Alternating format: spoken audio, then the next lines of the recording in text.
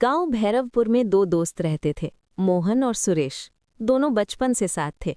उनके घर पास पास थे और दोनों की हालत भी लगभग एक जैसी थी। सुबह सूरज निकलने से पहले वे उठते, सूखी रोटी खाते और काम की तलाश में पास के कस्बे की तरफ निकल जाते।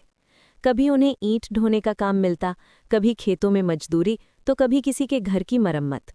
शाम को जो थोड़ा बहुत पैसा मिलता, उसी से उनका घर चलता था। गांव की सबसे बड़ी परेशानी पानी थी। भैरवपुर में न कुआं था न हैंडपंप।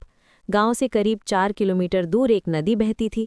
हर दिन गांव की औरतें और बच्चे घड़े लेकर नदी तक जाते और पानी भरकर वापस लाते। गर्मियों में ये काम और मुश्किल हो जाता था।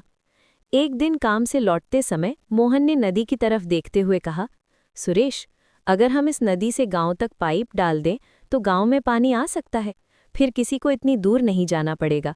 सुरेश हंस पड़ा। उसने कहा, तू सपना देख रहा है, इतनी लंबी पाइप कौन डालेगा और पैसा कहाँ से आएगा? इससे अच्छा है रोज मजदूरी करो और जितना मिलता है उसमें खुश रहो। लेकिन मोहन ने उस दिन एक फैसला कर लिया। अब वो सुबह आधा दिन मजदूरी करता और शाम को नदी से गांव तक पाइप डालने का काम करता। मजदूरी से जो पैसे बचते उनसे वो थोड़ा थोड़ा पाइप खरीदता, कभी 1 मीटर कभी 2 मीटर। धीरे धीरे पाइप आगे बढ़ने लगी। गांव वाले उसका मजाक उड़ाते थे। कोई कहता, देखो मोहन फिर लोहे की पाइप लेकर घूम रहा है। कोई कहता, जब तक इसका काम पूरा होगा ये बूढ़ा हो जाएगा। सुरेश भी रोज उसका मजाक उड़ाता। वो पूरा दिन मजदूरी करता और शाम को आराम से बैठ जाता।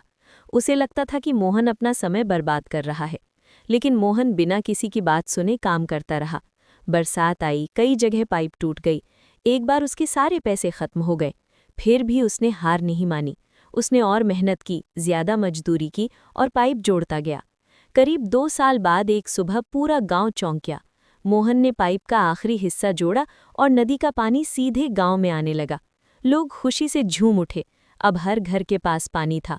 मोहन ने बहुत कम पैसे लेकर गांव वालों को पानी देना शुरू किया।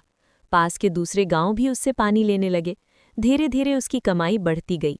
कुछ सालों बाद मोहन गांव का सबसे अमीर आदमी बन गया। उधर सुरेश अब भी मजदूरी कर रहा था। उसकी उम्र ढल चुकी थी, शरीर कमजोर हो गया था, लेकिन उसकी कमाई वही थी। तब उसे समझ आया कि जो आदमी सिर्फ आज के लिए मेहनत करता है वो हमेशा वहीं रह जाता है, लेकिन जो आदमी भविष्य के लिए मेहनत करता है वही आगे बढ़ता है।